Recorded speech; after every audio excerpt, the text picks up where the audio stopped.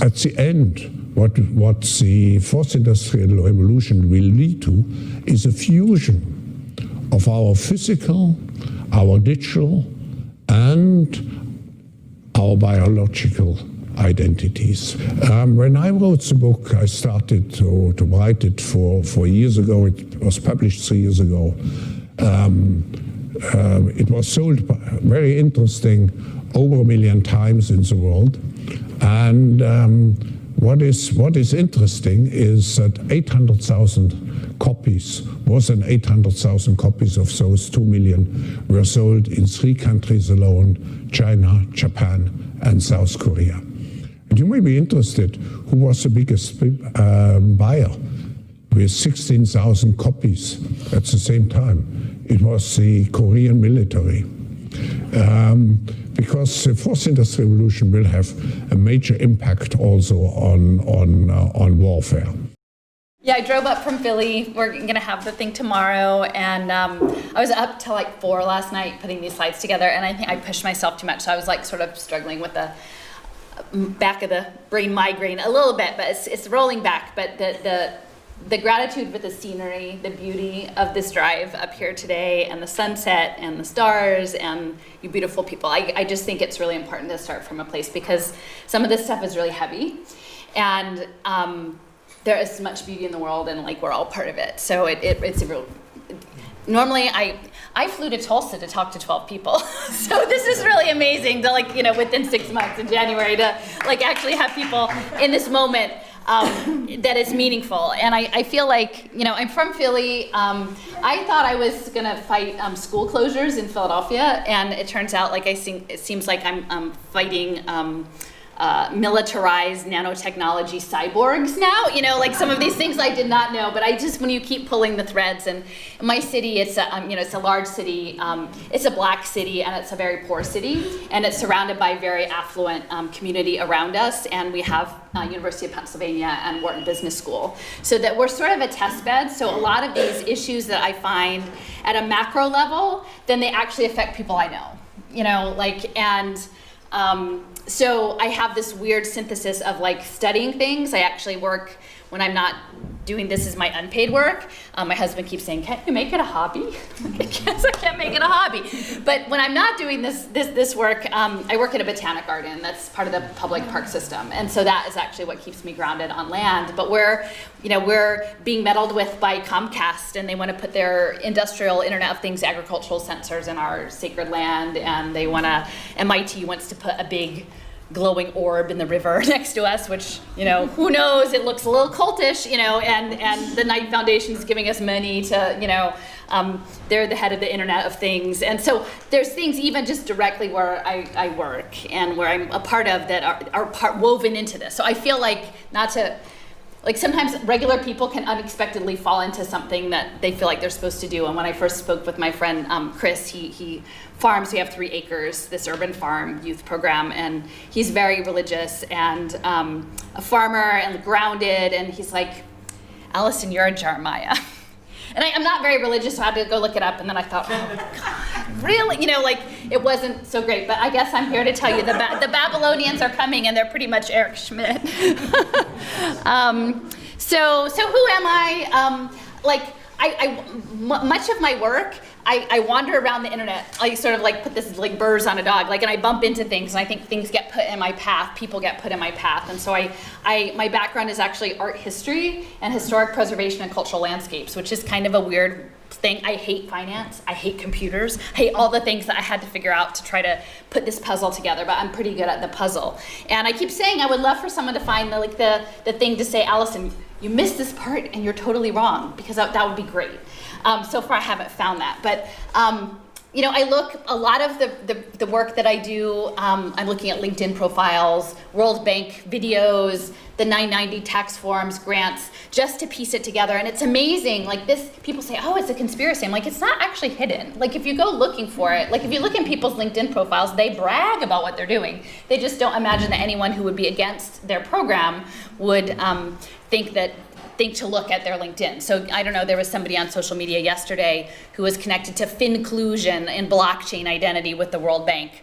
And she's in Israel, and like had shared, someone had shared my piece, my draft of my speech tomorrow. And the woman said, oh, no, there's a grain of truth in there, but no, we're all really, really good. And so I'm like looking at her LinkedIn going, yeah, you're with blockchain Finclusion, right? You know, here's some things. And so you can find a lot out that way. Augmented reality and mixed reality is a really important concept for us. I don't know how many people are familiar with this idea. Essentially, like Pokemon Go is the test balloon for this. But in the future, the world may look like the world you see, but is layered with information and like passcodes and coding into it. And that's what's coming with the Internet of Things and the Internet of Bodies. And some of the Internet of Things are down to the level of dust. So things could look just like a regular, you know, city block, farm, garden, but they're layered, and initially it will start off with QR codes. You know, we're already seeing that, right? Like the QR code menus and the QR codes in other countries to get in stores. But there's information that's passing through between the built environment and the digital world. And it's this like fusion of humans and computers. So because of all the information that sits in my head, like I walk out and my family is so sick of me. They're like, you know, Mom, you know, you're always talking about, oh, this person is actually, you know, all of this stuff behind that. So I kind of see the world with these lenses of augmented reality. But that's an important piece. And like I said, Knight Foundation is part of this, and Niantic, which was behind Pokemon Go. So Niantic was created by Gilman Louie, and they got the startup money from In-Q-Tel. So In-Q-Tel is the venture capital arm of the CIA. So when you're understanding the world of augmented reality, it's important to understand that it's a fundamentally militarized world and a surveillance world, even though it might be fun like Pokemon Go. Some people think that that's a fun thing. And now we're working to have all of that coded in. So I make these giant maps. The people who fund this software, it's called Little Sis. They're the bad people. You know, like, you know, Open Society funds this and other things, but they haven't kicked me off yet. They don't collaborate with me. They don't really like, I don't think anybody is interested. They have these little target groups in different cities to do like, you know, research. And then nobody was ever interested in my research, you know, in those groups, because I was looking at really at the whole structure, which included, it's fully bipartisan, fully bipartisan. In fact, at this point, the liberal and progressive side is scaring me more in some ways. But I make these giant maps. And so this one, ironically, was from a prosperity symposium last year with the Philadelphia Federal Reserve all about poverty, moving poverty. So this is sort of what I do and how I think, and it's like a mind map. So you create, there's a database that sits behind that, and each bit has a record, and each record has a white paper. So other people can look at this and click in and follow my path and add on to it or take away. So that's sort of my process. And you know, I have a lot of slides tonight. I'll see how many I can get through before we start getting rammy, but this is a hyper object. Like, it really is so big. It's like every bit of life is embedded in this augmented reality world. So I started out, they closed our schools. They used our test scores to close our schools. I got involved in the opt-out movement. I organized nationally. With that, I know that there was like quite an active group in New York around that, across the political spectrum. And I thought that that's how I fell into all of this. The teachers couldn't come. They were busy, they were overwhelmed. They even though I put the information together, I worked really hard, and it never really clicked with them. And so then we have poverty. We also have the center of the opioid crisis, the heroin epidemic in Philadelphia. So then I started organizing with the Poor People's Economic Human Rights Campaign and Sherry Hunkala. So I did that for a while. And then, you know, but really what took hold was once the pandemic, like those first couple days, I knew. Like, and so it was terrible for everybody to have this sense of a pandemic or what was going on and not knowing the nature of the situation. But I knew that was the trigger event for everything that I've been researching for the past, and it's only been 3 or 4 years. People say, oh, she's been doing it for decades. No, I haven't really. I've only been, and you don't get a credential in this. There's no degree you can do doing it. You could do it too if you wanted to, but it's not a hobby. So it's this hyper object, and so it's almost like everything is part of it. And once you get the lens and you have the schema, you peel back and see. So I sort of threw up this idea of the, like the you know, Millennium Falcon in the space worm, right? Like you're in this worm and you think it's like a landscape, but it actually is a worm, and the jaws are closing. And so I feel like right now, especially with New York, with where you guys are, with this pending vaccine mandate, like the jaws are closing. So I'm trying to use this opportunity to raise some red flags. So again, this is just a slide that speaks to spatial computing and mixed reality. And what's really important to know is that, so you see these folks, they have augmented reality glasses. It's probably going to be less virtual reality, like the full-on face, but more augmented. And haptic controllers. So like I'm not a gamer, but that's how people play the video games. And what they're visualizing in the next decade is haptic robotics.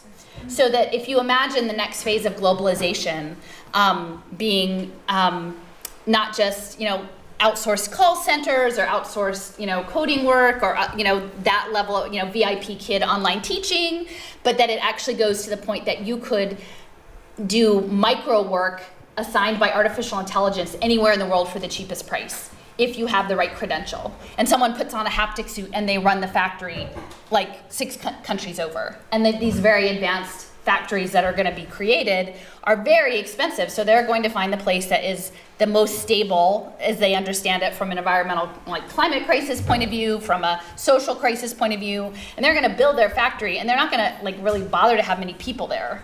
They're going to have the people in Bangladesh or Finland or other places put on the haptic suits and run their stuff. And that's sort of what this next level of globalization 4.0 is coming, and that's coming out of the World Economic Forum. So, it's hard to imagine how quickly these things go, right? But I think even this past 8 months, how quickly things become normalized. So I think that's what they're looking like in the next 10 years. So again, just to touch on like this Niantic, they're looking at an operating system for the world. And again, it's essentially like as if the world were remade by the CIA to profit hedge funds. Yeah. I was just wondering, it's amazing. Could you speak a little bit slower? Slower, okay, I know, yeah. We'll be here all Sorry, night, yeah, but yeah. It's so fast and so good. Right, yeah. And I'm old. Sorry. But this character, I don't know if any of you guys recognize him. His name is Michael Crow. He's the board chair of In-Q-Tel. He's the president of Arizona State University, and he's also a partner in Ridge Lane LP, I think, Tom Ridge, Homeland Security. So Ridge Lane, you should look them up. They have whole divisions they're remaking, real estate, IT, sustainability, and education. And so this is part of the full-on reimagining the world in augmented reality under surveillance of the CIA. And ultimately, the goal is to use us as data, both as sort of almost like batteries to run these futures markets and new financial products that I will talk about, to service people like Paul Tudor Jones, who is of Tudor Investments in Connecticut. He runs the Robin Hood Foundation. His money is channeled through Robin Hood Foundation, and they've built up the research behind this in the Harlem Children's Zone for the past 30 years with Stanley Druckenmiller. So Stanley Druckenmiller is George Soros' partner. They shorted the British pound together. So it's all very woven in, but we have to understand the world they're building, the nature of it. It's a militarized world for hedge funds and state surveillance. So I don't know if any of you guys recognize her, but I just to start off early, so Robin Wilkemer, like this is like the balance, right? So I think, again, all of this can feel very overwhelming. So being in New York, I couldn't help but like reference Dr. Kimmer's book, Braiding Sweetgrass. So what she says is like, we have to be the Tinder carriers, the Tinder fungus, and that is our job. And so sometimes I go out and people say, well, Alison, if you don't have the plan, like, why are we even bothering? Like, if you don't have all the people lined up, why are you, what's your answer? And I'm like, we have to build it. Like, we actually have to build it, but it's enough each individual person to carry the good parts forward. So it's not, so for every Michael Crow, then you have this wonderful author. She is a professor at the forestry school and a biologist, indigenous biologist. And so she comes at the world, and in this moment of science, like ruled by science, the idea of indigenous knowledges and knowledges of nature and the world, I think really ground me, are really important to think about. That the world of life that's grounded in the real world and the real thing, and then this militarized faux world that's being built. So there's a book that I highly recommend if you guys are looking for a book to read. It's a really important context. It's called Surveillance Valley by Yasha Levine. Everybody talks about Shoshana Zuboff's and surveillance capitalism. Like, there's no answer coming out of Harvard Business School. I'm sorry to tell you. Yasha Levine's book, it's a military history of the internet. And it's really important in that regard. And that's how I found out about Norbert Wiener, he was the father of cybernetics. And so he essentially helped launch, the beginning of AI and human machine interfaces. He almost was he was a genius, and he in World War II, he would like calculate missile trajectories in his head. He was down at Aberdeen Proving Ground. And then he created this, but later in his life, he realized what he had done. It was kind of like the Manhattan Project, like, what do we actually do here? And so, he described a day when the machine was the equivalent of slave labor. And so any labor that competes with slave labor must accept the economic consequences of slave labor. Mm-hmm. And so that is what we're at now with this fourth industrial revolution sort of out on the horizon and going quickly, is that they are looking to replace many careers, jobs, meaningful work. And again, maybe there are some jobs that merit, that are not pleasant jobs or whatever, that could be automated, but they would like to automate, teaching, healthcare, childcare, elder care, farmers, everything. Everything's a robot. Robots for everybody. And then what is knowing the power disparity that we have right now and the wealth disparity, that is not going to go well. I mean, I think some people on the left sort of like, great, capitalism is falling apart and now is our turn and we're going to get our stuff and we'll sit in hammocks and we'll write the great American novel. That is not what Michael Bloomberg and Bill Gates have planned. So I think this is really important. But again, he was saying this, Norbert Wiener, in the early 1950s, and it hasn't happened yet, right? So we're 70 years down, it hasn't fully happened. So I think we still have time, but it's something to take into account. And the other piece I wanted to bring in is, especially as we talk about fighting for our freedoms, and I think there are a lot of folks who lean on like the Constitution, the Founding Fathers, and all these things, and I think especially here, and this is like what really resonated with me, is like in the Iroquois Confederacy, and like we are here because we have built a nation on land theft and genocide and enslavement and unfree labor. Like, and that's just what it is. Like, not from I think a lot of times the identity politics stuff doesn't help, but from a political economic system, we never dealt with that, and now it's all of us. Like, it's really all of us. And so we need to find a way, I think, to move forward in unity with this, because it is the doctrine of discovery, which was part of, is it Sherrill versus Oneida, the Ruth Bader Ginsburg decision nobody wants to talk about, like where they were like slapping down indigenous like land rights. But it's all of us now. So we need to know this history and understand this as a colonial project, because really what they are seeking to do, a big part of the fourth industrial revolution, is synthetic biology, right? It's CRISPR, it's nanotech, it's things that may not be consensual, right? And it may be built into our environment and contaminants that we don't even know about at this point. We are being colonized down to our DNA, really. So I think that framing, it helps me a lot to think about that. And these are just some, you guys might be familiar with this already, but I think, people who are not steeped in the vaccine, who haven't spent the time to look into it, I mean, they are literally looking at creating biosensors. And this is DARPA, this is, a DARPA project. And they're framing this as the future of pandemic preparedness. And then Moderna, which is, in the lead among these vaccines, is they're framing it as the software of life. And again, I would ask, what kind of life, like who gets to decide what kind of life that is a cyborg life, a population level bioengineering. And that is backed by Gates. And I had not looked into, but graphene. So graphene is the first, I guess, two-dimensional material, and it's all central to nanorobotics. Like they actually have nanotech that can self-assemble in you. And it doesn't come out, you know what I mean? And there's a whole EU division on graphene, the graphene flagship project. I had never heard of graphene until like 2 months ago, right? But they're talking about biosensors, neural interfaces, and drug delivery programs. And so really our bodies are being used to extract profit for pharmaceutical companies in this biosecurity state. The other piece that I was talking with a friend. She's an amazing researcher as well in a lot of different areas. She's actually an energy healer and had been a targeted individual. But we were talking about the brain, right? Like we know, I don't know whereabouts in upstate, MK Ultra, right? Like, I mean, that's Jonathan Moreno, who's a professor, a bioethicist for, you know, at Penn, but his father was part of MK Ultra somewhere up in upstate New York.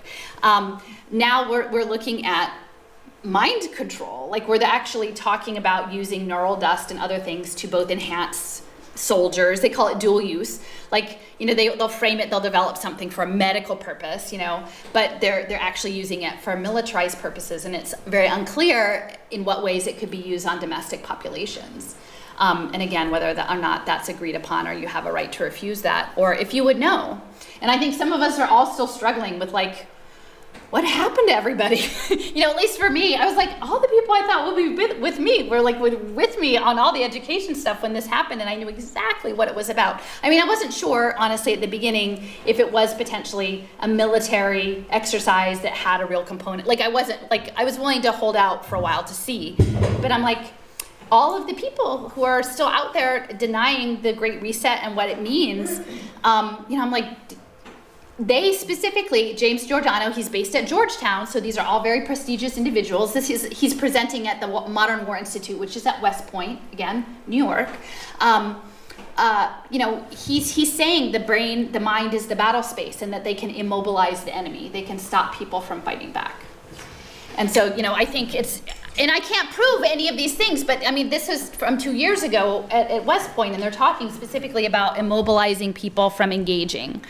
So again, this is just to sort of touch on a piece of what I'm going to be talking about is blockchain.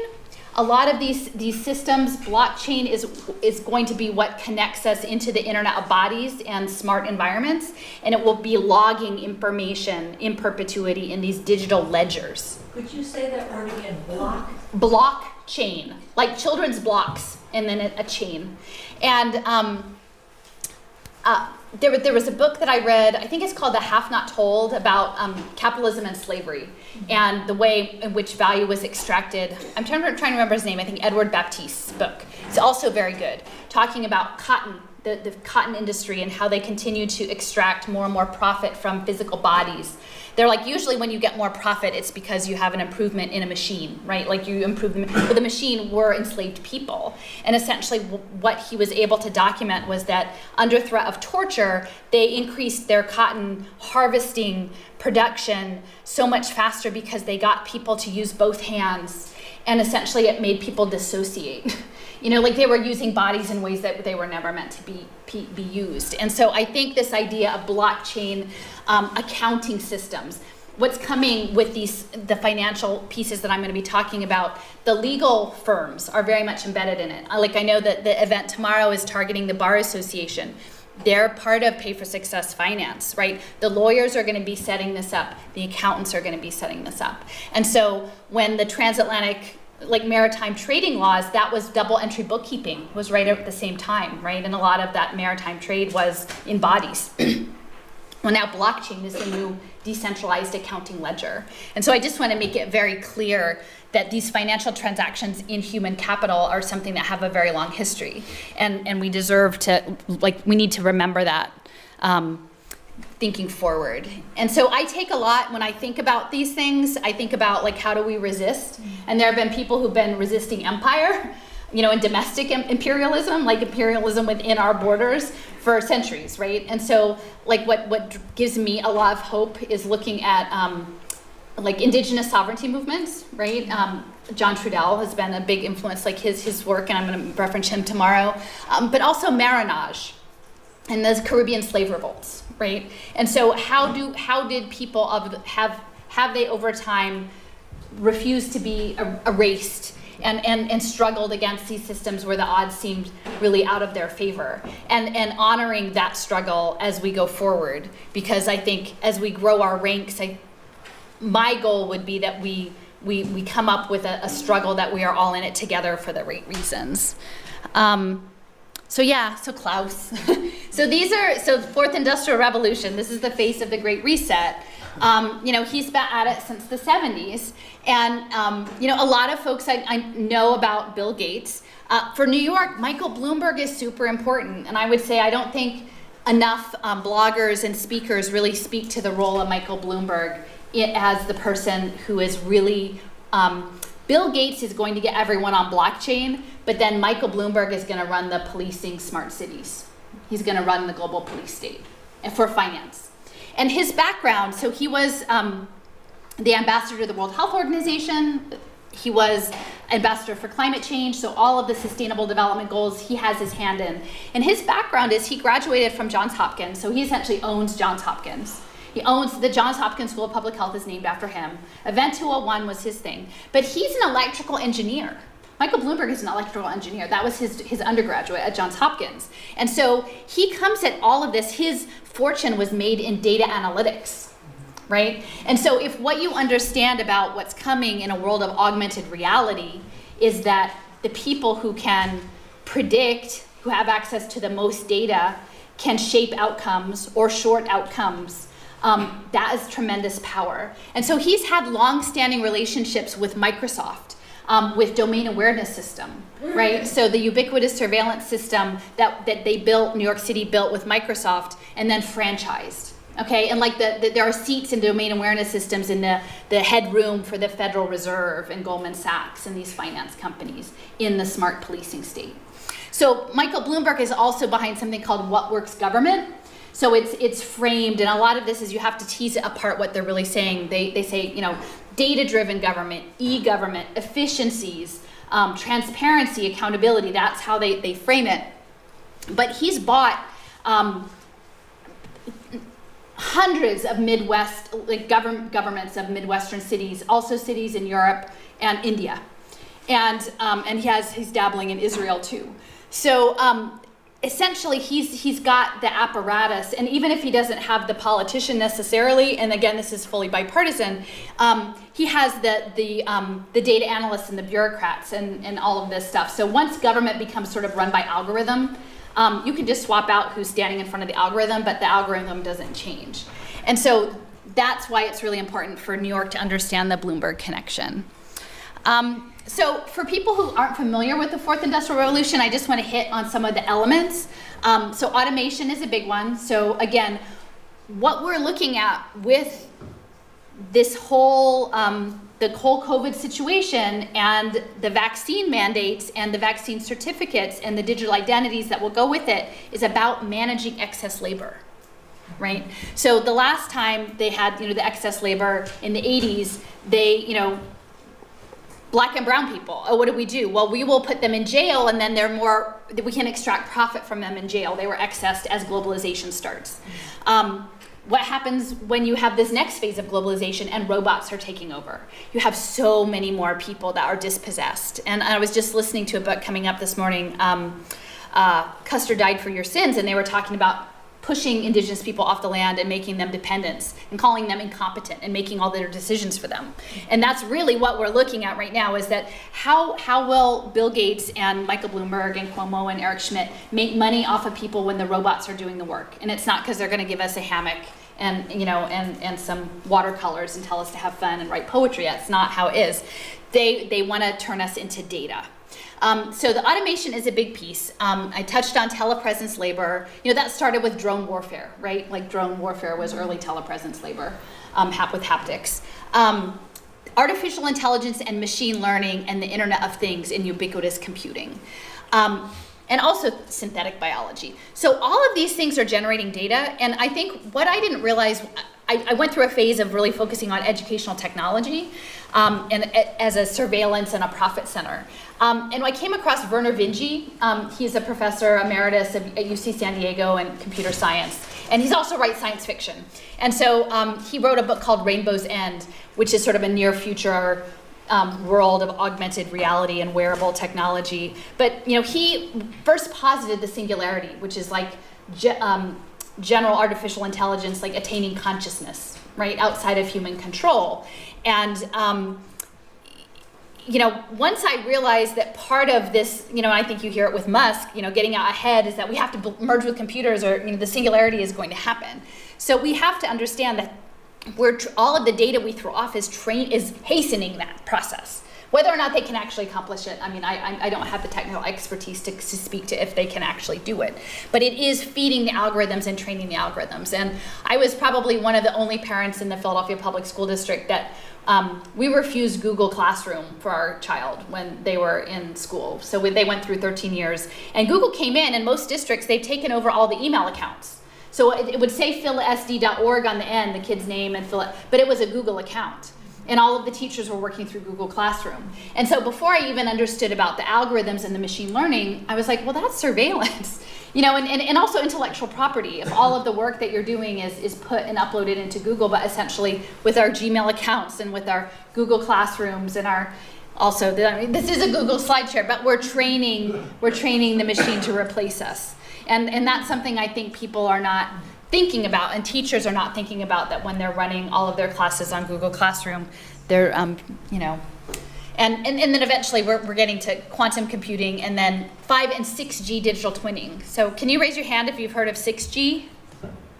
So some of you, yeah, I hadn't until recently, but the papers, there's a number of papers. If you go to Little Sis and put in digital twinning, but that's the idea. And this is really about industrial engineering and gambling.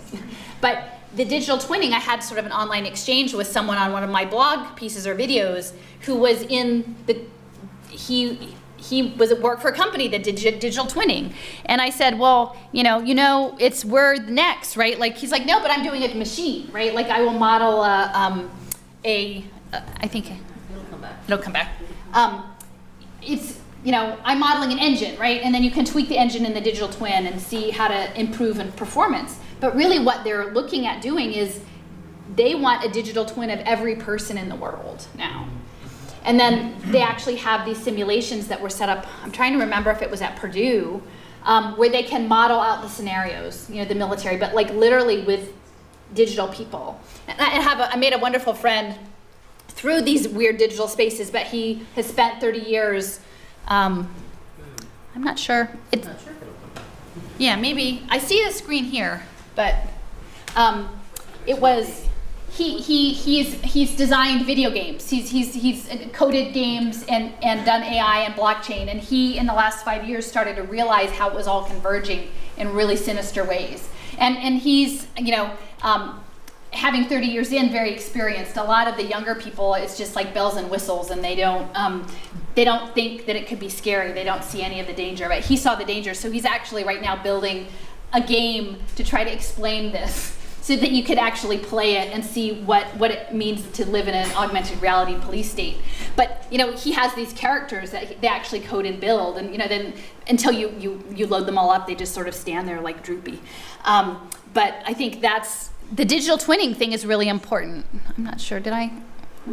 Oh, there we go. Yeah, yeah. So digital twinning is also part of like the transhumanism piece, and I think for me this is something that.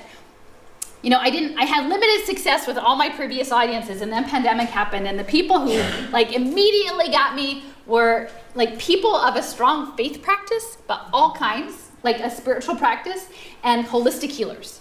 Those are my people. And that wasn't anything I really had experience with, but they were like, we're with you, like we got you, like we understand what this is. And so I think understanding transhumanism and these digital twins and the break in the natural versus the the mechanistic is that there is a spiritual thing going on here, right? And they would seek to like harvest us and make us this anti-life version of ourselves. And it feels like very much, and maybe I'm going over the top here, but it does feel like a battle of good and evil. Like it feels like if we are here in this moment and we can see this, like if we're willing to stand and look at it, like we're here for a purpose. Like we're here for a purpose. So so I think if seek to harvest us and I think to disconnect our spirit from the land. I mean, so we have their natural energy systems of the earth and the cosmos, and that's what I love so much about Robin Wall Kimmerer. Her other book is about moss. That's her specialty. She's a biologist and she studies moss. So I keep thinking when I have these bad days, like, well, Michael Bloomberg can maybe control this layer, this slice of the world or life, but he's not controlling the moss, and he's not controlling the star, the stars really. Like the world is much bigger, and I think, for me, even thinking back to,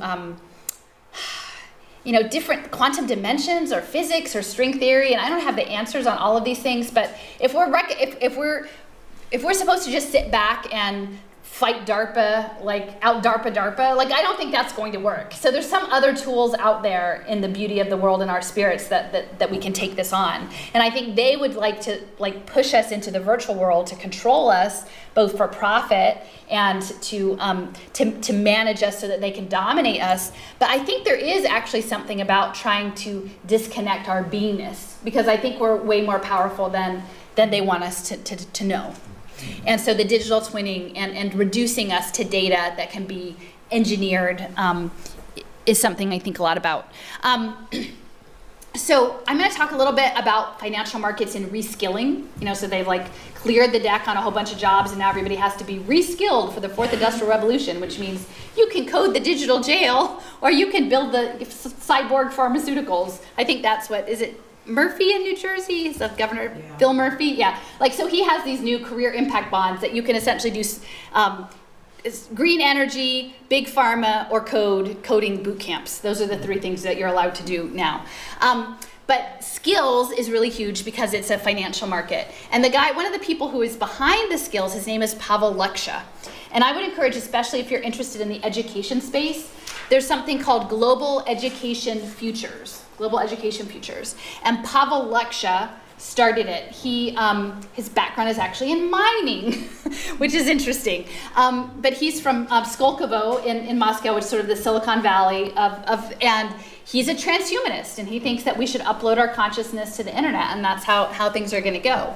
And so what he has been collaborating with MIT, right? And so I do have some thoughts about MIT Media Lab and Joy Ito and Epstein, giving them a lot of money, about dissociation and digital copies of experiences and these mind uploads, because this is all, it sounds crazy, but this is literally Pavel Luksha's slide lecture called NeuroWeb. And he's saying this is what we're doing. We're planning on doing mind consciousness uploading. So a lot of this is about commodities. We think about enslavement, right? We think about slavery as a whole, but I don't think most people would think of an enslaved person as a commodity per se. We think of it as slavery, we don't think as a commodity.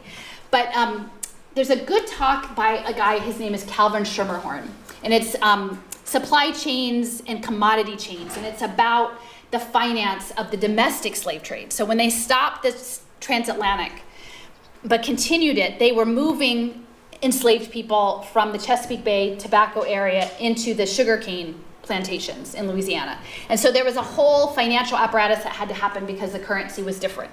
And New York City was playing a huge part both in the industry and the transfer of that. There was a whole system set up of hypothecation, which was drawing value out of bodies that you controlled. And so the Bank of Louisiana that enabled bonds in enslavement was tied to this concept of a hypothecation.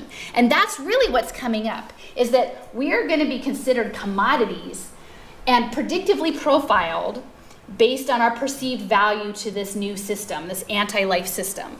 So Eric Schmidt is the one who's data is the new oil. So and where is that data going to come from? It's going to come through educational technology, the telemedicine sector, nanorobotics, and smart housing.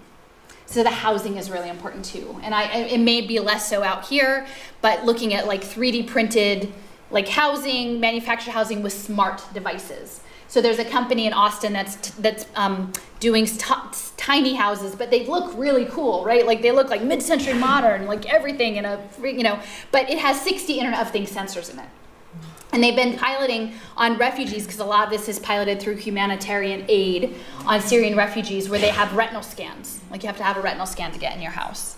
And so the level of surveillance in Panopticon, they know what your temperature is. They know when you got up in the morning. They know, actually they've even talked about that there are toilets now in terms of biometrics that have sphincter biometrics, right? And so like there are markets where they're going to talk about like, well, we will pay for sanitation in developing worlds, but we need to have a payoff in a medicalized cost offset, right? Like we're going to pay for it by saying we are improving health metrics, but we need to know how often the toilets were used and by whom, so we can carry it against their electronic health record and know if they got, you know, an illness, you know, if we mitigated that illness that was based on bad sanitation. And that is the aberration of the world of people who think they can engineer everything.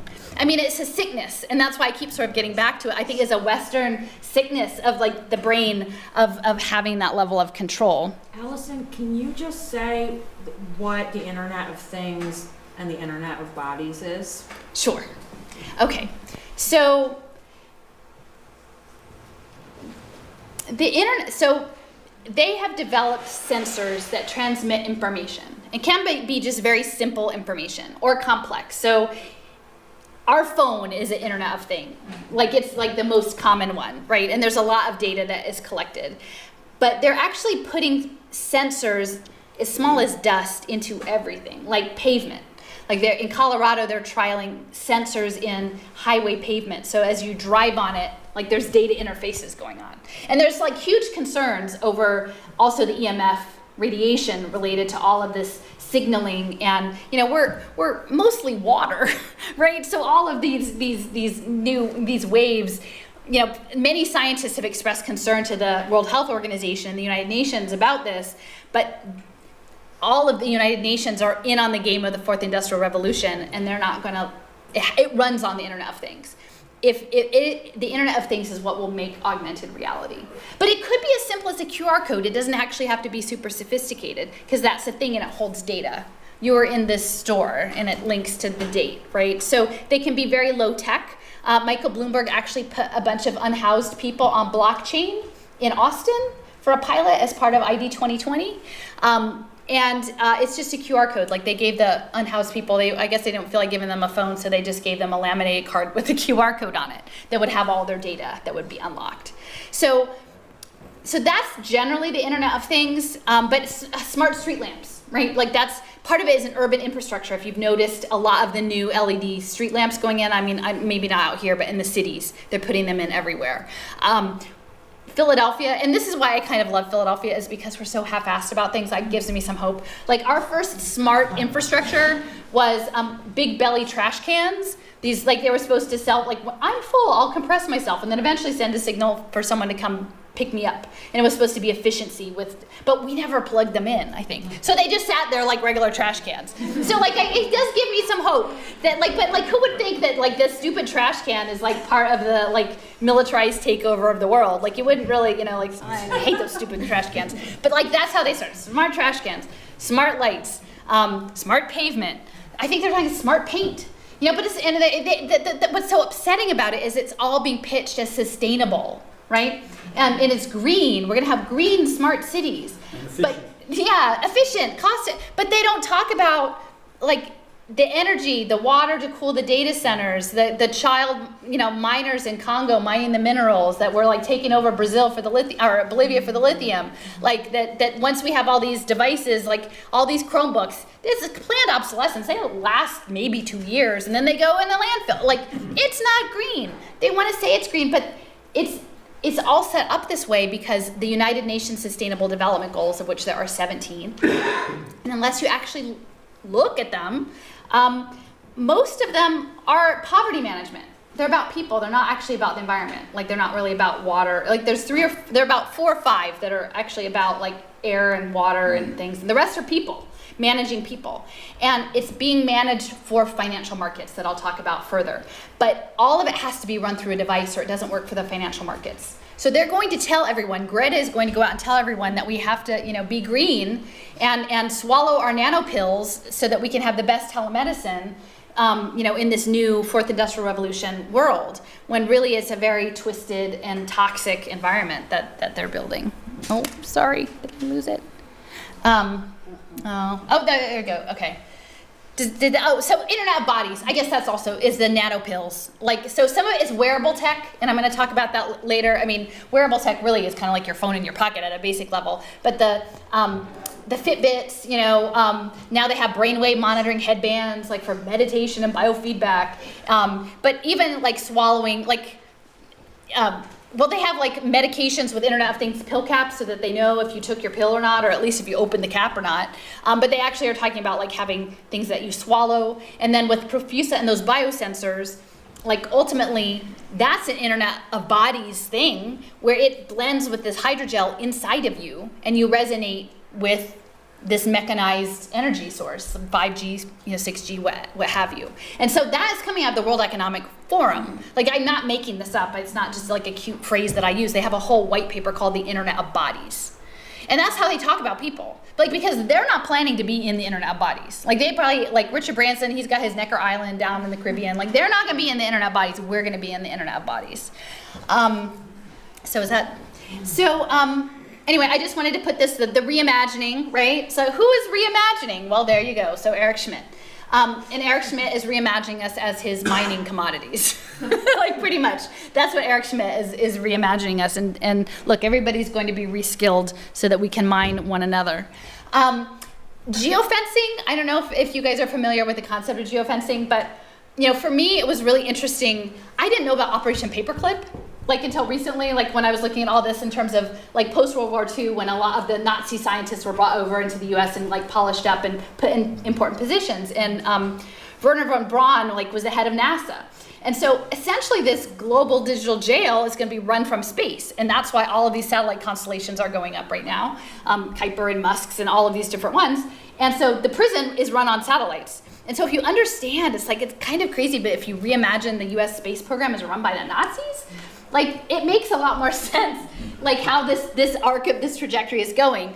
But and that's to get all of the places that don't have the 5G. People say, oh, Allison, it's not in the developing world. Well, they're gonna get them on the satellites.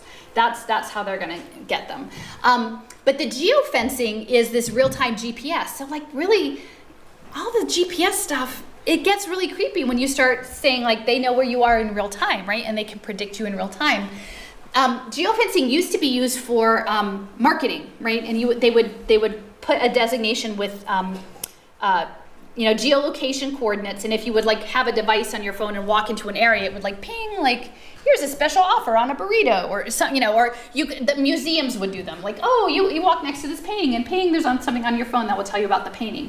And so they started off with the geofencing, but now it's morphed, right? And so I think they actually had Minority Report. I don't know if you remember the scene, like he's walking through and they're like, oh, how did you like that t-shirt you bought? Like everything is very personalized, and it's based on geolocation data and your past history of data.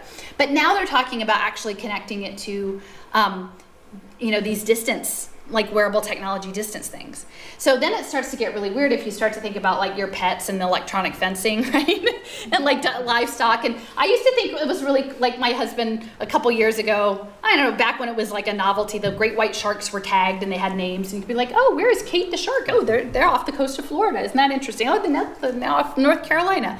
Well, and actually my child is in college now, and they took a class on science from space, and they were tracking wildlife populations. And I'm like, just so you know, we're them, right? Like, that's where it's going. So as they have done to the wild animals, then yeah, so we're in, I don't know if you've heard of James Kilgore. I've been in touch with him. He's an activist around incarceration.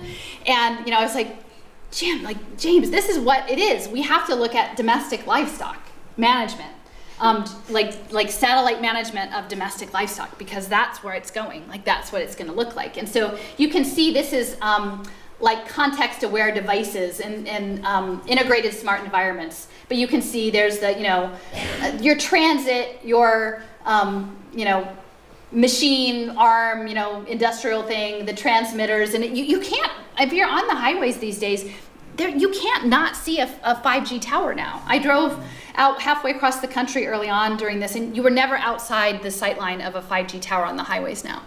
And drones, right? And then the robots. So up the river from where I work, Penn has a lab called Pennovation, where their GRASP lab, their engineering lab, is building hive mind drones for the Army, right? And so, but they promise they're only going to use them for good things, like saving people, from building collapses or something like that. I don't know. But like, once you start thinking about hive mind drones for the Army and satellites and knowing your bus route and things, like it starts getting a bit Black Mirror pretty quick. So this is just essentially talking about managed from space. But the United Nations goal 11 is sustainable cities, and there's the Office of Space Affairs. Like, so there is a very direct connection between the smart city operations and the satellite functioning. And that's why, again, if we think about pollution, like essentially we are polluting all of the atmosphere with these satellites and the energy that's going to be going along with it. And no one, it's just how it's framed. They want to frame it as like efficient and liberating, and I'm saying that it's not. So CommonPass, I don't know, this has been getting more play. Most people are talking about this part. It's important to understand the Rockefeller Foundation's role in all of this. And for people who are more familiar than I was, like in public health, like, Rockefeller, that was, the beginning of, taking over holistic medicine and like shoving it to the side and selling, these snake oil treatments or whatever. But they're also, Rockefeller is key in the impact investing space, which is all around the human capital bond markets. And, they funded with Bloomberg, I think, the modules to train the contact tracers that Johns Hopkins developed those. Like, imagine how that happened, right? But they don't want to just control the air travel. Like, they want to control your access to education and employment, and also your health, which is going to be those biosensors eventually. It may take them 5 years. Like at the end of the whole COVID scheme, 5-year scheme, we'll have the biosensors. But it's much bigger than that. And so this was sort of like a sleeper organization. I looked back. It seems like they got set up last August, and they had one tweet, like a retweet in September, and then went quiet, and then in April came back online, and in July they have a global board of 60 people, and it's really worthwhile looking to see who their board is because it is global. And again, none of this just happened. None of this just like popped up and like in 2 months they've got this going. It's been planned well in advance. And this is the geofencing, right? So you've got your phone, they can tell you where you go. And one of the things I keep trying to convey to people working on like the immigration issues, right? I'm like, they can make a border wherever they want in real time based on whatever information they have. Like, I mean, they have to make it socially acceptable. I thought it was gonna be harder to make stuff like this socially acceptable. It seems like, people are going along, but really in the future, like, the border can be your front door. Like, they can make the border your front door, because these folks, this is transnational global capital, which is not to say that geopolitics in and of itself isn't a thing and that we can just dismiss it. Like, certainly there's still geopolitics at play, but Jack Ma and the Rockefeller Foundation and Deutsche Bank and the Vatican Bank and, Michael Bloomberg, they're all in the same game. They're in the tier. Right? They're in this top tier coordinating this program globally. So for us, like, what I would really like to see is a global movement in opposition, because clearly CommonPass has got it global. And again, just speaking to understanding pass systems, right? Like, let us look, how were pass systems used in the past, right? How are they used in apartheid South Africa? How are they used on Indian reservations? How are they being used, in Gaza, right? These pass systems are used to control and limit people's mobility. So all the data, Internet of Things, sensors, all this thing, it doesn't do a thing for people like Michael Bloomberg if it doesn't go somewhere. So disconnected data, it might have a little bit of use. It's not terribly useful. It's the relationships among the data that are really helpful in making the predictive analytics and creating value. Like it's I guess like different grades of oil or whatever, or different grades of diamonds, right? They want the good stuff, and the good stuff is interoperable data. So what they need is the blockchain identity. And sometimes they call it self-sovereign identity, like they want to make us feel sovereign. But essentially, once we agree to this, it's like we've agreed to become their commodities. And they're very sneaky in how they're setting it up, because they're saying, look, privacy, you want your privacy, right? Like, and why should Facebook be making money off you? You could be your own brand. You could have your own digital identity and like groom yourself like from an early age, maybe even before you're born, because we can get, we can know like, how your mom acted like while she was carrying you, and feed it all into your digital brand. And so this is really happening. And right now, for the past 5 years, they've been doing pilot projects, right? They have to be able to, they need to be able to scale it, and they need to make it socially acceptable. So among these pilot projects, one of the first ones I saw was Amply, which is in South Africa. Again, the stuff is highly racialized. IXO Foundation and Innovation Edge, I believe, they set up franchise pre-K. And it's very simple. This is a very early stage. They would reimburse the child care provider for every day the child attended preschool. And the child was put on blockchain, the school was put on blockchain, the teachers are put on blockchain. And they said, oh, we don't want to do paper anymore. It's too messy, paper. Let's just have an app. So it's every app, the kid went in, and a blockchain token moved over to get a reimbursement. And they framed it as helping the children build social capital. That the children will be building social capital in preschool. But then also they probably have something knowing like, did the family bring the kids in late? Or are they skipping out? Like all of these other things. So, and this is backed by UNICEF too. So again, the UN. And this is UN Sustainable Development Goal 3 is education. The state of Illinois, which is, I'm sorry, this is so crummy, but this upper one, the FAN, they did a working group in 2018 about blockchain, imagining all the different ways they could use blockchain. And they set up an agreement with Evernym, which is based in Salt Lake City, to do blockchain birth certificates. Okay, so that's early phase. Then there's another company called Idemia. We're starting to see rollout of digital driver's licenses, and that's the big thing that's coming next, is augmented identity. Idemia is talking augmented identity. And the first blockchain baby. So this is very insidious in Tanzania, and this is part of humanitarian aid, and like MasterCard is connected to this stuff. If you comply with all your prenatal checkups, you earn. It's kind of this weird mashup with like your loyalty cards, at the drugstore, or your grocery store, or whatever. Like you prove yourself, and they log it, and then you get a shit credit. So they're like, if you do all your appointments, you can earn a token for an umbrella and trade it for an umbrella. But they put the women and unborn children on blockchain in Tanzania, and this is like framed as humanitarian aid. And again, I had mentioned about Bloomberg and the people in Austin on blockchain. So these things are going, and what I'm trying to say, like I'm trying to scream really loud because people are like, that's in South Africa. That's in the next phase. Actually, that's even scarier is IO2 Foundation in Kansai City. They're doing facial recognition. Like they have these smart contracts that like click that something happened, and they're doing home visits. So the past 5 to 10 years, they've been putting home visit legislation all over the country to get into people's homes, and it sounds good, only it's not. So they'll go into people's homes with an iPad and film them being a good parent. And it will fulfill this investment contract. And so that was being piloted in China and Boa Vista, Brazil. So these programs are out there.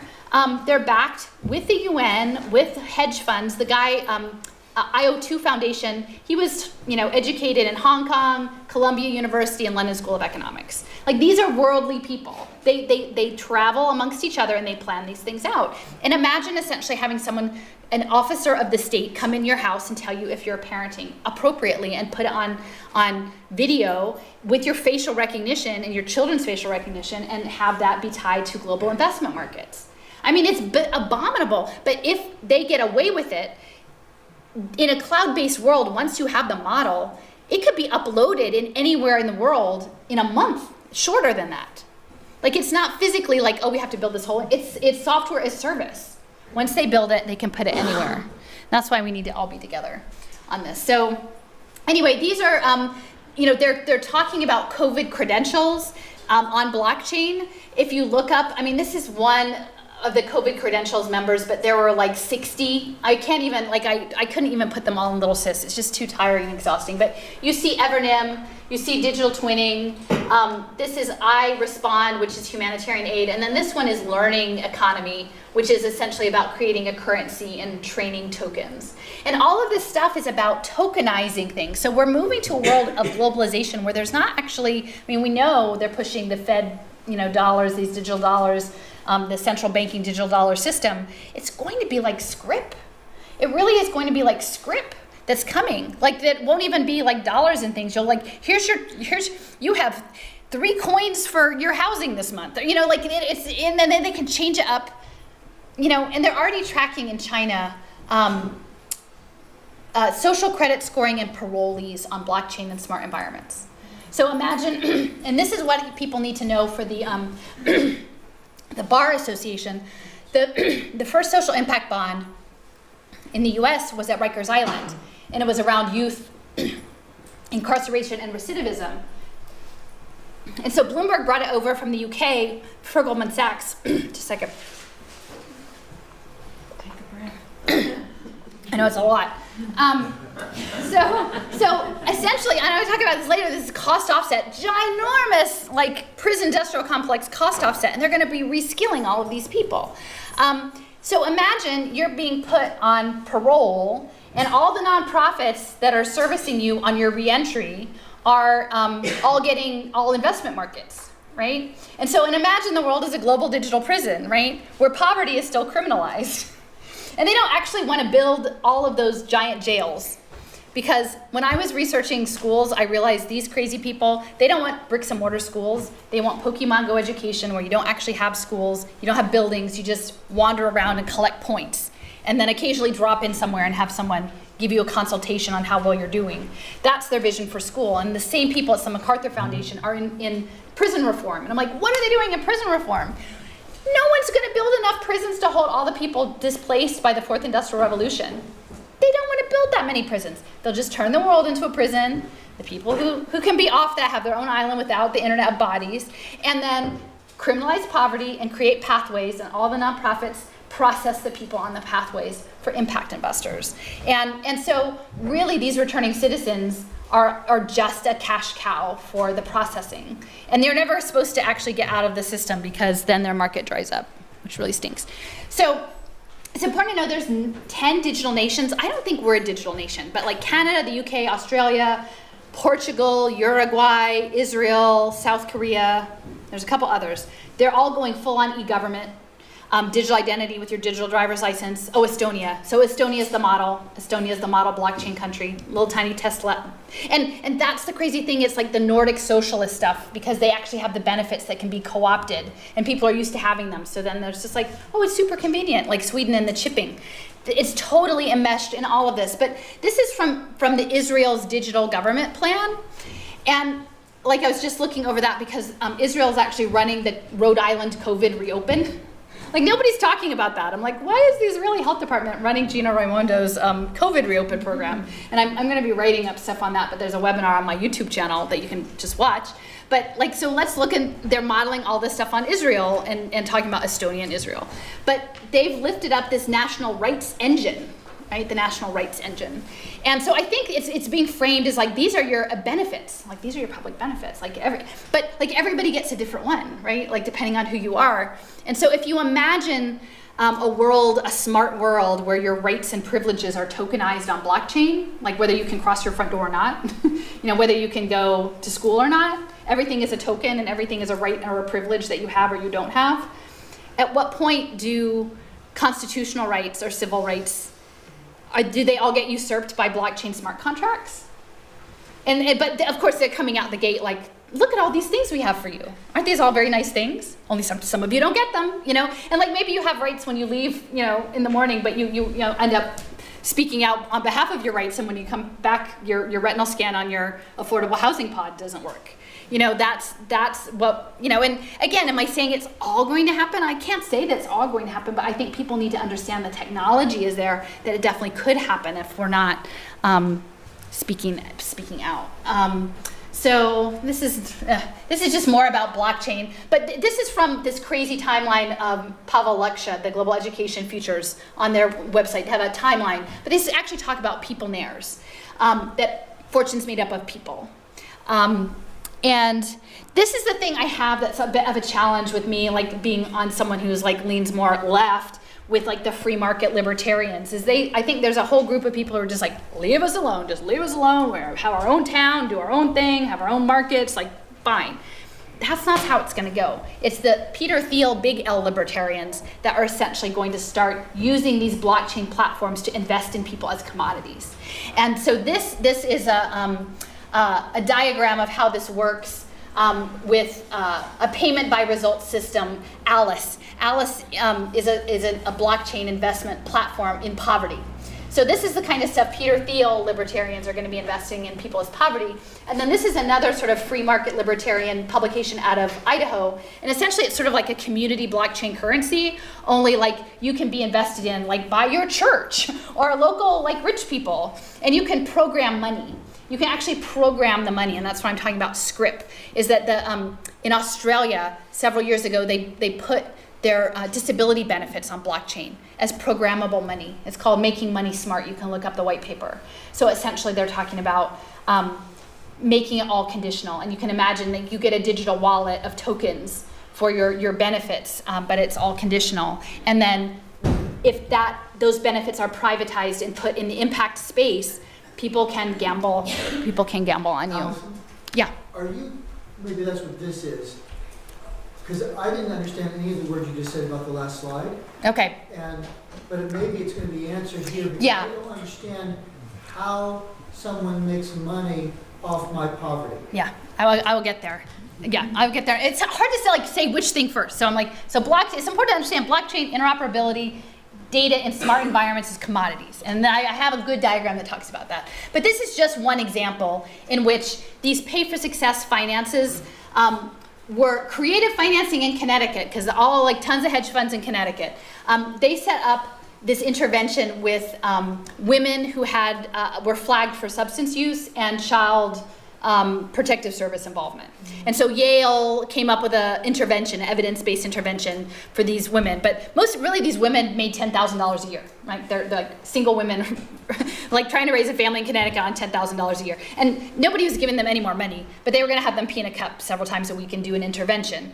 And the deal for that was if they met the performance contract results, this was a government performance-based contract, the investors got payback, met their performance targets. So in this particular instance, among the investors was BNP Paribas Bank and QBE Insurance in Australia, right? So essentially these women and their situation, their health situation, their family situation became embedded within a global marketplace.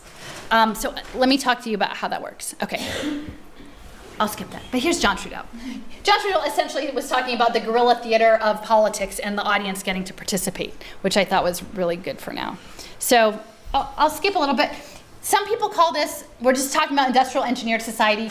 Some people are talking about communitarianism and emitai etzioni, technocracy, which Howard Scott, that was out of Columbia University School of Industrial Engineering in Davos. So this thing that is coming is called stakeholder capitalism, the era of stakeholder capitalism. And I thought that sort of gives stakeholder capitalism. There you go. So I know about stakeholder capitalism because they created it Judith Rodin, who is the former president of the University of Pennsylvania where I live, created it when she was the president of the Rockefeller Foundation. And she set it up as the global impact investment network in the years leading up to the last economic crash, which created the stage for poverty by destabilizing everything. And the companies that are going to play this game that we're talking about, the game of pay-for-success finance that I'll get into, and to become stakeholder capitalists, which is making money off of dispossessed people, you need rules. And the rules are the metrics. Because if you have no rules, no one's going to play. And it doesn't really matter what the rules are as long as they all agree that those are the rules. So if you haven't seen The Big Short, the movie The Big Short, watch that movie. The next one is Toddlers and Poor People, or The Big Short. But the thing about that is the game goes on as long as the rich people all agree to the rules, even if they make no sense. And that's important to know, because people will say, that doesn't make any sense. And I think, it doesn't really matter. If you're rich and you set the rules and you have the police and the military and the politicians in your pocket, you can play that game. And so that's the game that's coming. So the Rockefeller Foundation funded something called the B Lab, which is in Berwyn, Pennsylvania, which is out on the main line. And they set all of the rules for this new interdependence in the stakeholder. And this is they put this up. They were proud of this. This was in their document. Like this wasn't this is how they chose to represent themselves. That's what I'm just saying. Like this isn't like a parody of them. This was their document. Like this was their document from 2009. So and it kind of disappeared for a while, and then I found it again. Explain it. Yeah. So anyway, Philly, we're going to be an impact economy. Have a lot of poverty. Let me get my diagram. Okay. All right. So it's a plumbing problem. It's a circulation problem, right? So capitalism, for it to keep going, it has to flow. The money has to flow. How does money capital circulate if nobody is making any money and everybody's in debt. Then you can't buy, you can never, and the world is finite resources, right? We're gonna run out of stuff. Well, essentially what you do is you create a new game where the poor can be gambled on as investment commodities. So that's what's coming. And you do it by partnering government and nonprofits and investors. So it's this public-private partnership program. So, so that's what you do when you have a lot of debt and poverty, which we have even ever more of with COVID. So they called this several things. They first started out calling them, in the very beginning, in the mid-1990s, Arthur Rolnick, who is an economist at the Minneapolis Fed, and this guy, Stephen Rothschild, created performance-based government contracts, right? It seemed fine, right? Government, the government would pay for outsourcing if metrics were met, and everybody liked it because the conservatives said, well, we're getting a good stuff for our money, and the liberals said, oh, this is great because people are getting taken care of. So it was bipartisan. So it sat around for a bit, and then in around 2010, Sir Ronald Cohen, who was with something called social finance, took a whole bunch of money from the UK lottery fund, like the unclaimed money.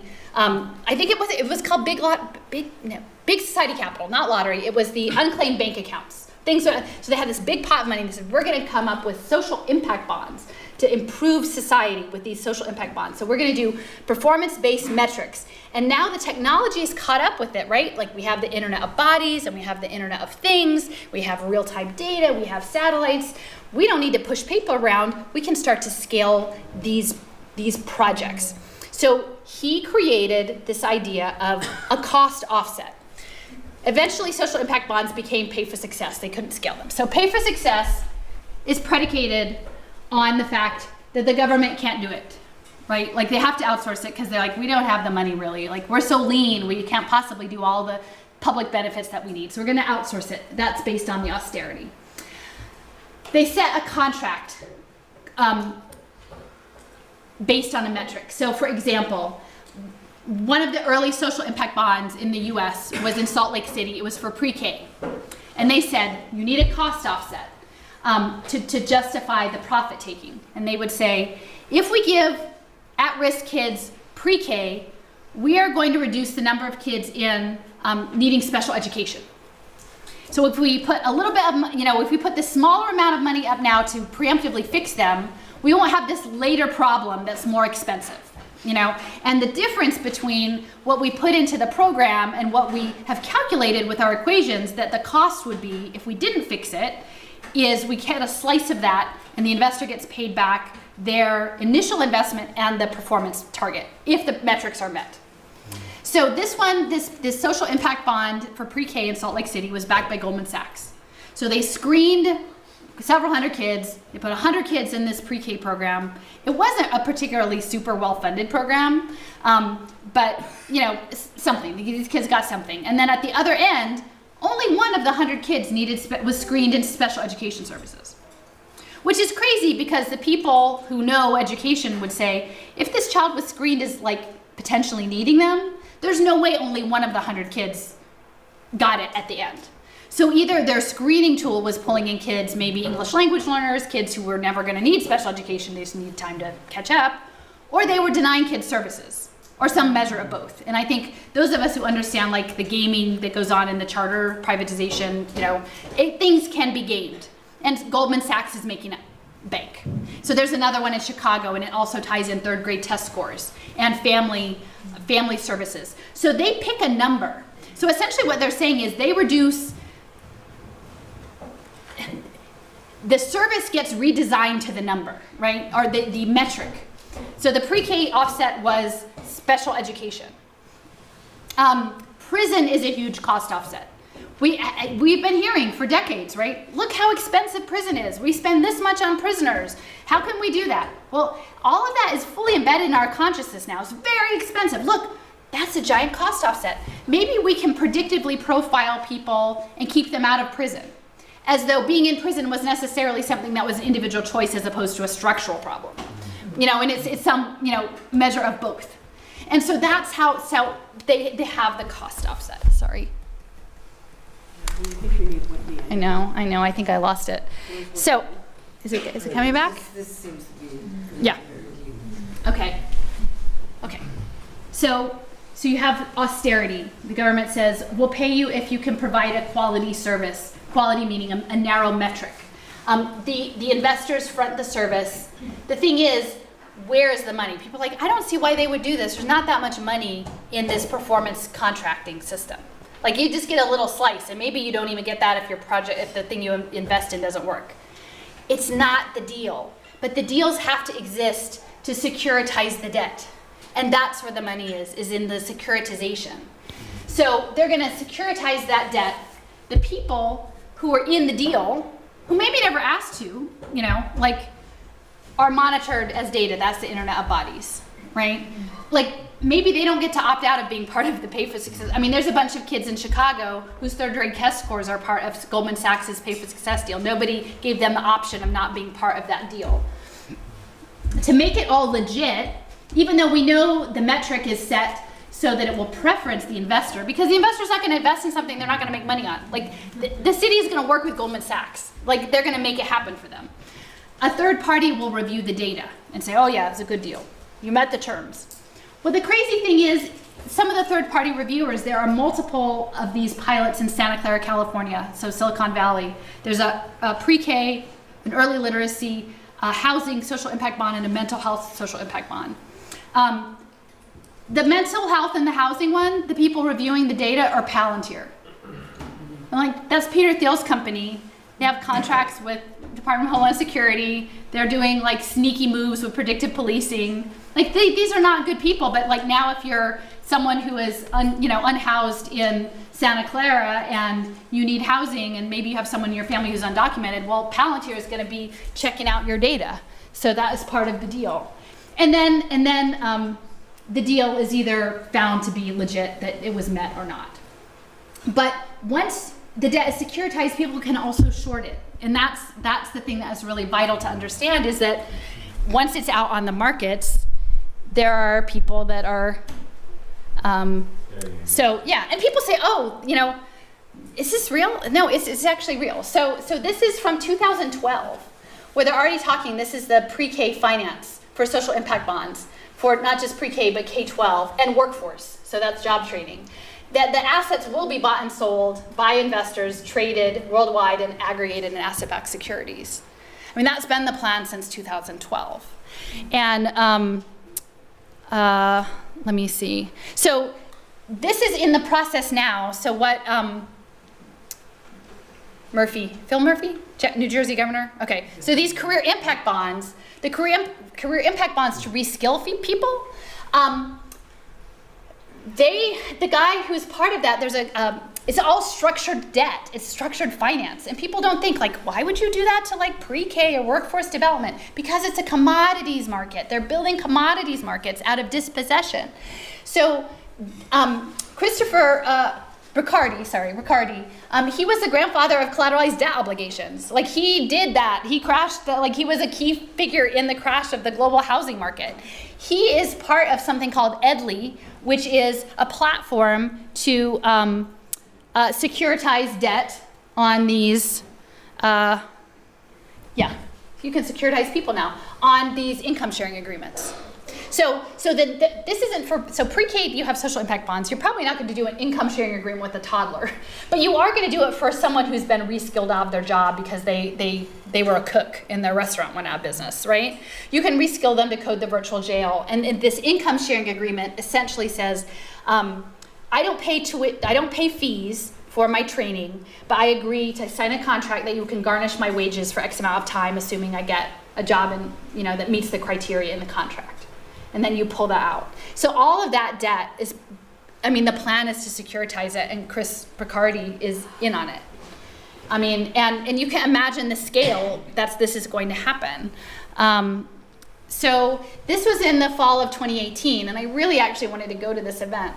But Ready Nation, this is Robert Duger, who worked for Paul Tudor Jones. And Jim Heckman. So the equation that's going to work on pre-K. These Pay for Success deals rely on equations, and I know this is really complicated, but that come out of universities, like the rules. They need the rules of the game. The equation for pre-K investment came from the University of Chicago. It's a Nobel Prize-winning economist. His name is Jim Heckman. It's called the Heckman equation, and the Pritzker family paid for it. So the Pritzker family said, if we can move pre-K data, and what Heckman said is we can't change cognitive data because the IQ hardens up. It doesn't work for hedge funds, but we can change character. So all the stuff about the Ocean 5 traits and personality traits, essentially they're going to digitally brainwash children for profit to like make the equation work. So Heckman's equation said it was a 7 to 10% annualized rate of return on pre-K, up to 13, I think, if you had health impacts. So put a Fitbit on all those kids, right? They're all commodities now. And so they met in New York City to launch, it was a global gathering of pre-K, and you couldn't, it actually said on the registration, if you are an advocate for pre-K or children, you can only come with approval of 4 vetted business people. Like, it said on the registration, they're like, if you're just coming to be an advocate for kids, like, no, you gotta be the right people in the room. And so the Ampli people were in the room, and the mayor of Boa Vista that had the home visits with the tablets and the smart contracts was in the room, and all these people were in the room, and this is gonna, match up. Now, it's Newsom is talking, all of the Democratic governors are talking pre-K, which sounds good, except when it's based on data commodities. I know this is kind of, but education, this is the new currency. The currency is blockchain education on these income sharing agreements. If you're wondering, Ivanka's on with the reskilling with Mark Benioff, so it's a fully bipartisan there.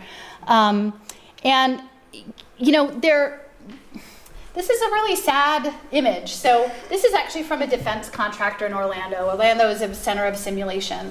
And what they're talking about is training kids for this future of work. But they're never going to actually tell you how the whole machine works, because 1 week you're pushing this button and 1 week you're pushing some other button. And the micro AI tells you what your work is allowed, on blockchain. These kids are being trained to work in Amazon warehouses. And this is actually in the UK, this is preschool kids in VR headsets. And that is for digital brainwashing. I mean, look at that. That's not right. You're not even supposed to have those things on until you're like 13. And UNICEF is behind a lot of this, and they're piloting it in Africa, and they're saying that there is skills gap with social emotional learning. But virtual learning can provide better access to learning experiences that would be too expensive. So UNICEF is saying, like, kids are having the wrong behaviors, and we're going to train them to have the right behaviors on blockchain with VR.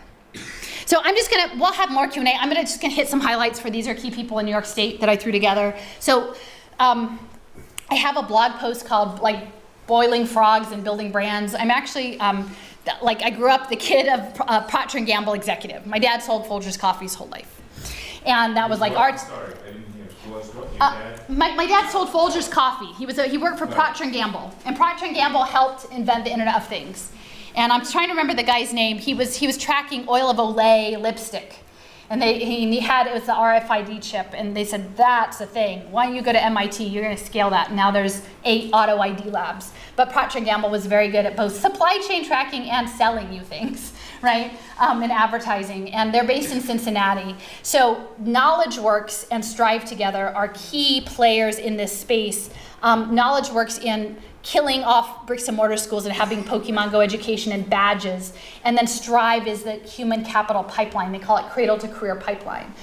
Strive is working with United Way and Connie Ballmer, Steve Ballmer's wife from Microsoft, is on their board. And literally they are building like Internet of Things supply chains of young children in these collective impact programs that are at least in 70 communities all over the country already. I mean, they're not all on with Ampli yet, and they don't all have blockchain identity yet, but that is this larger plan. So Nancy Zimpher was part of that, and she was the president of the University of Cincinnati before she came to New York State.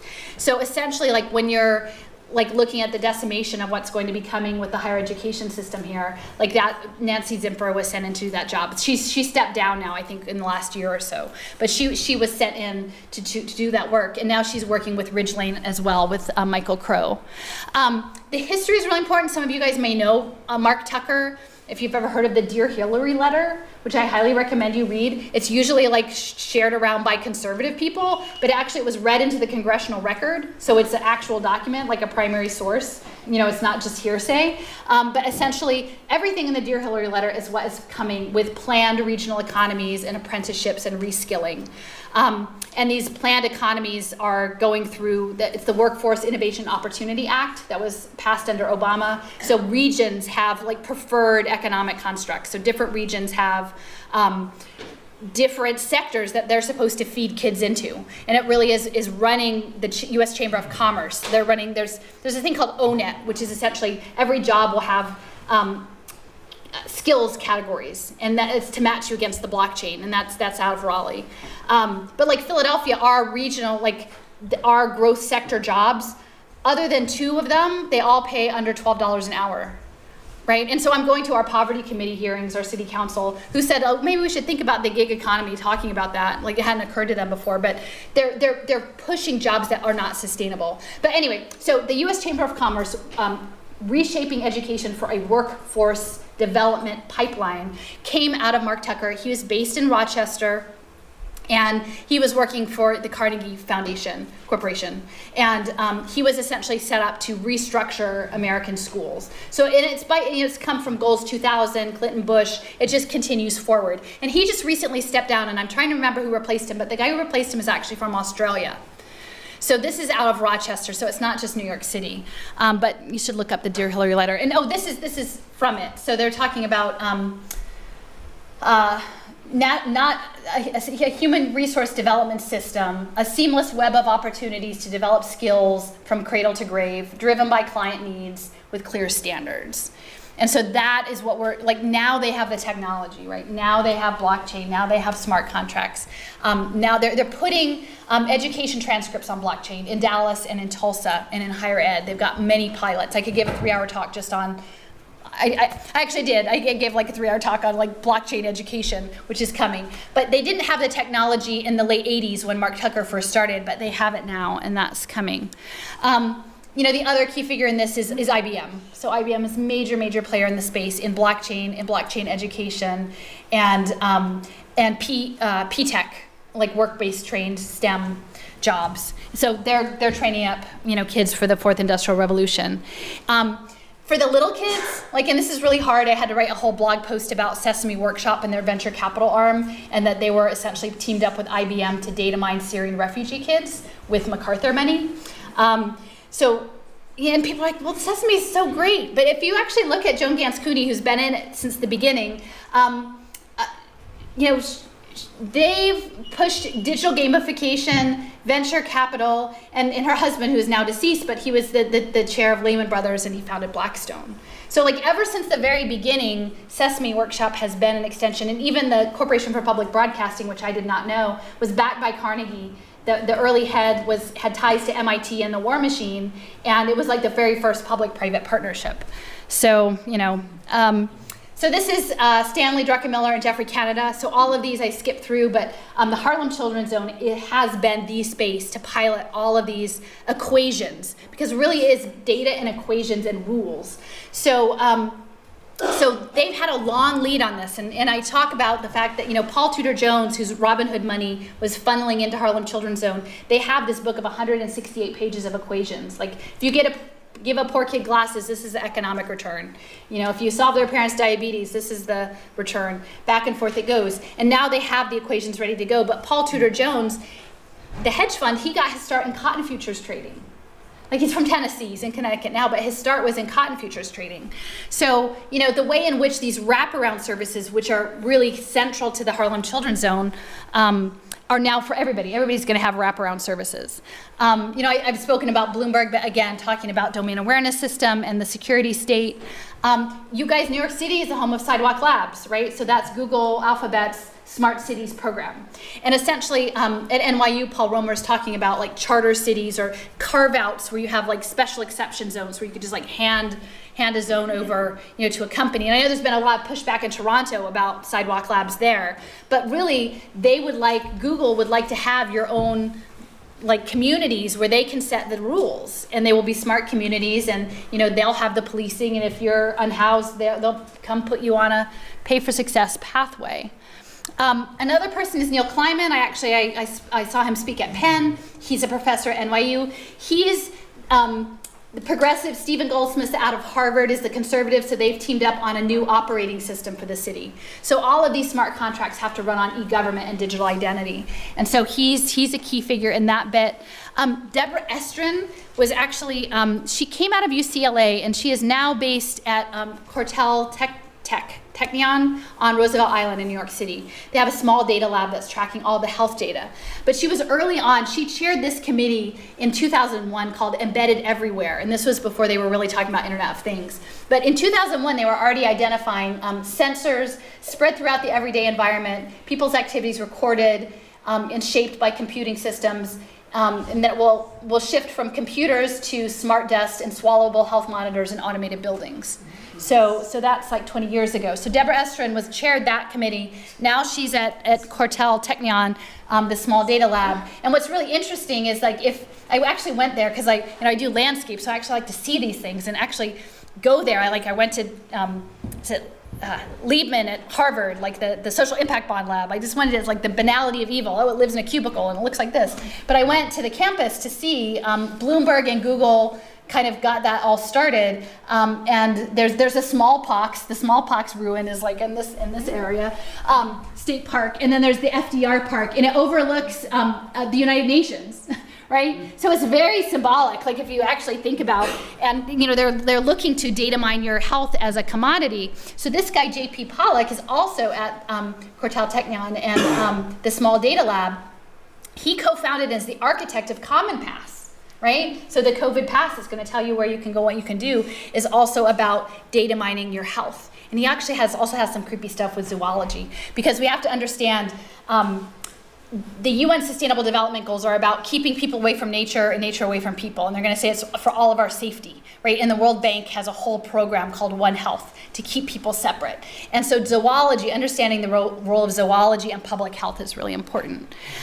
He also was part of WellCoin. So this is essentially what we're talking about, is tokenizing good behavior. Like, in the future, in the augmented reality world where we are not going to be allowed to have real work, is behavioral compliance to a pathway for impact investors. They will track it on blockchain and give you script in coins for behaving.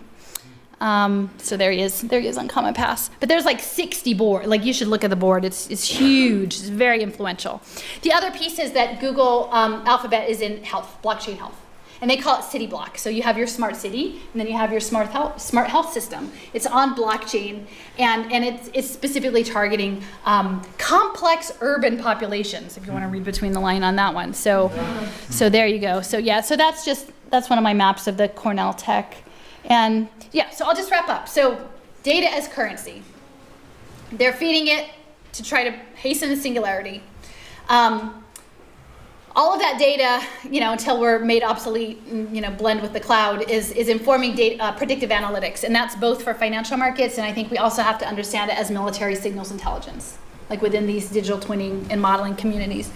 The digital twinning is coming with more and more sophisticated virtual simulations. If they can push us into virtual worlds, they can control us and they can extract further value. So you can imagine, like within capitalism, finite consumption in the real world, push you into a video game. Guess what? You can maybe have 3 versions of you, right? You could have all different kinds of versions of you, and they could data mine all of you virtually as like multiples. It's kind of like that crazy, what was that Michael Keaton movie, Multiplicity, where he like cloned himself, only it's just in a video game, so it's like a lot easier. Essentially, the geolocation data and the satellite systems are these open air prisons that are guiding us like domestic livestock. And this biosecurity, people need to know that this is not a one-off. It's not just like, at this point, I'm not talking the particulars of COVID anymore. It doesn't really, it is what it is. People know what it's, because the next one, they've got a bunch lined up, right? Like when they need it. Goldman Sachs has like a whole division. They have an effective lockdown index with Google and Oxford. Like, it's not the COVID lockdown index, it's an effective, whenever Goldman Sachs needs to lock down the globe, if Goldman Sachs can lock down the globe. And that's what we're looking at if we don't resist the whole structure that is coming. It's the biosecurity state. Yeah, so the health passports, it's all linked to the Sustainable Development Goals. I think I skipped over some of that, but goal 3 is health. Goal 3 is health. And these derivatives markets are being in training, education, and healthcare. And like, we're gonna be subjected to these digital interventions, whether we like it or not. And like, so this year's flu shot is what it is, but like I'm telling you, in a couple years, it's gonna be with a Profusa biosensor. And are you gonna be able to say, no, thank you to that level of intervention?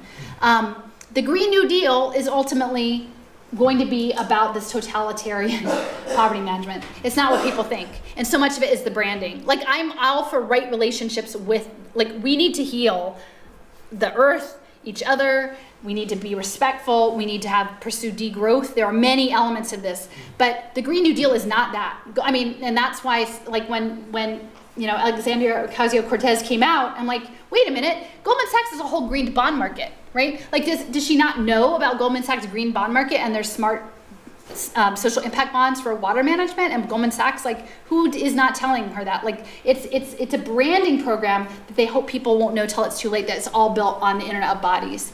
And yeah, so you have a lot of players here. So anyway, this is just my fun thing. I just like close with this Chicagan, but like, let's see, let me read this one section. So this is a book about Robin Wall Kimmerer's, but they talk about. It's a book about what? Chicagan. This is from Robin Wall Kimmerer's book, Braiding Sweetgrass. It's not that book, but it's talking about her book. But it says, to become Chicagan, she will urge, by tending those who are already such, human and others, present and past, trusting the generosity of intelligence not our own, and gifts that we did not create. And so I guess I want to leave you with the hopefulness is that we all have, like, medicine. She talks about medicine for the bundle, right? Everybody has the thing that they can bring to this struggle. And I'm trying to provide a framing. Like, I'm happy to engage. I'm sorry I wasn't able to, like, fully articulate the whole social impact bond finance piece of it, but it's coming. I mean, these models of blockchain identity, the EDLI securitization platforms, the plan for social impact securitization, that is coming. Whether they can fully scale it and how quickly is the question, but I think we should all agree that nobody's child, nobody's parent, nobody's sick person, you know, nobody should be a commodity on blockchain. And I have a friend who we collaborate a lot because she's in Silicon Valley. She's a professor at San Jose State. And she's also the chair of the education committee for the San Jose NAACP. And so we actually collaborated on a resolution that passed at their national meeting last year that essentially said they would oppose any compulsory linkage of a blockchain identity to any public benefit service access, right? So you should not, and before, I'm gonna skip back because I had to skip over this but this is really important to talk about. And this is why there's a lot in here, guys. Alice, I need you to look at this. Okay, this. So this is the money slide, all right? This is from the task force, the Illinois Blockchain Task Force Working Group. And you have to understand Illinois, Chicago, commodities trading, right? There's a geography to this. This is a thought experiment. So this has not yet been put in place, but they're like, how can we play with this equipment? This seems very interesting, right? So in this social benefits distribution case snapshot. So this is about food assistance programs where you have the individual, they get a digital identity with a benefit wallet. In this wallet, you can buy, you buy your food. And you either make the good choice, as they have decided, the apple, or the bad choice, the hamburger. If you make the preferred choice, they will ding you back a little bit extra money to your wallet. So essentially, now this whole system is predicated on an understanding, it's a behavioral nudge. And nudges are a big part of this whole what works government, Bloomberg, behavioral economic structure. And people are like, well, people should eat more apples. I don't have a problem with that. Well, the thing is, ultimately, it's pushing the condition, and they'll say, we'll tie this to UN Sustainable Development Goal 3 and health, and everybody's gonna be so much healthier because they have to buy the good stuff, right? But this doesn't look at the fact that maybe this individual lives in a food desert. Maybe this individual works 3 jobs, and maybe they don't have maybe they don't have a full kitchen to prepare their food, or time to cook it. And I'm not making justifications, but there are structural elements, very racialized structural elements in how people manage their food choices and what's available to them that this structure doesn't address at all. And then you can imagine that, like, give this thing a couple years and say, well, you know what? We're just going to pare back on that benefit a little bit, because you know what? If they're always making the good choice, they don't need that much money, right? And then eventually it'll be like, you can only get to the end of the month if you always make the right choice, whether or not to make that choice is possible or impossible. And for a lot of people, it may be impossible to make the choice that's determined. And in this, it's not just food, right? You could apply this to a health intervention, right? Which is preferred and which is not preferred. This could be education, curriculum, which is preferred and which is not preferred. And who gets to decide? Does Goldman Sachs get to pick? Does UBS Bank get to pick? Does SoftBank get to pick? Who gets to pick what is the good thing? Because the good thing, like, the logic dictates that they will make choices that are to their advantage. Whether or not maybe it works out for you or not. They will not set up a structure that works to their disadvantage. And what I want to say is that if we allow a global police state, of surveillance state, to be built on blockchain that runs on poverty management, and it's profitable for someone, it's crazy to think that they're going to have less poverty. If it's profitable, you're going to have more poverty. It's slightly better managed, right? I mean, that's the logic of this. And I'm not saying, that's just how it's going to go. And so, I don't think I got to talk about this piece, but what do these things look like? Okay, so here's the retinal scan for Syrian refugees for their grocery payments. So that's being piloted. In the UK, the National Health Service has bought 5.8 million of these shop with your DNA nudge bands, right? So they already got it, and they're attaching it to COVID, right? So now they got all your DNA and say, oh, okay, well, you need food assistance? Well, just so you know, here's your trusty nudge band. This is what you're allowed to eat, by the way. Or we'll incentivize you to eat the right things that match your DNA, which is incredibly, there's a huge eugenics element to this too. And I would have to say, the interoperable data systems, DataZone is the model in Santa Clara County. It was backed by Chan Zuckerberg. Priscilla Chan is the medical individual in that partnership. She keynoted at the launch of the Silicon Valley Regional Data Trust. That's this giant interoperable data system in San Jose. Like 500,000 kids are in it. David Hausler was at the kickoff for that. And he was the person who put the genomic sequence on the internet. So why was he there if there's not going to be a genomic component in this profiling, right? And there's a really interesting piece about Dominic Cummings, I think, who is Boris Johnson's right-hand man, and he's going to remake the NHS for digital and mine it for AI. And he's straight up a eugenicist. I mean, he's talking about relationships and environment don't matter. Your genes determine your future. We're going to determine your educational opportunities based on your genetic code. And in that Global Education Futures timeline that had the people as portfolio commodities, one of the items was a student genetic passport. So this stuff never went away. And the thing for me that was really shocking is I think of stuff as I call myself a recovering liberal. And then I thought I was left, and then I don't know now. But I'm not, But when I was looking at Michael Young, who's the father of social entrepreneurship in the UK, he started this idea of social entrepreneurship, right, making money off of social problems. But he was the thought leader for the Labour Party in the UK in the post-World War II era. And he was part of the Fabian Society, and the Fabian Society started the London School of Economics, which is integral with all of this. So really there is an unpleasant element on the leftist side to eugenics and paternalism embedded in social care that's hard to deal with. And I don't know how which is not to say people aren't deserving of it, but I think we just have to understand that history for it to make sense. Because as soon as I saw that, I'm like, well, of course it's in the United Kingdom and the NHS. Of course is how it would happen. So, but don't give up, guys, because we are really the more people know, the better. I mean, it is coming after everyone, and we don't want it. I can't imagine any individual in the world who would want that for themselves or their children or their grandchildren or who's coming. I can't, it's not maybe it's 50-50 people who want, nobody wants it except for the billionaires. and they're sociopaths. So we just have to like get it together. But like the challenge is that we're so fragmented right now, politically, partisanly, people not really understanding what the structure is, that we have to figure out a way. But and it can't, in my mind, it has to acknowledge the history, like the historic precedent and the trajectory. But to fragment just along identity politics lines is not going to be.